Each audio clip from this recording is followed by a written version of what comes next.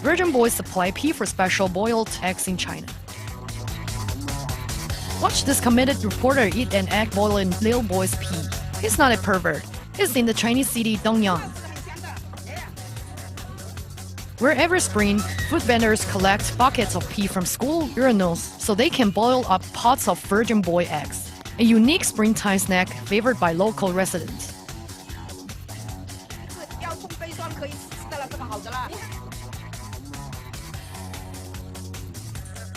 The recipe is quite simple.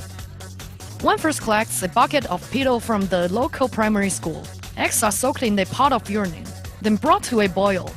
Once firm, the eggshells are cracked to allow deeper penetration, and baked regularly throughout the day with fresh peas to prevent them from overheating.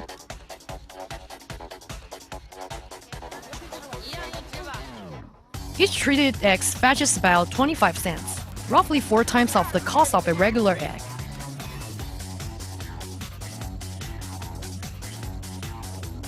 According to Chinese tradition, the eggs provide improved blood circulation, reinvigorate the body, and even prevent heart stroke.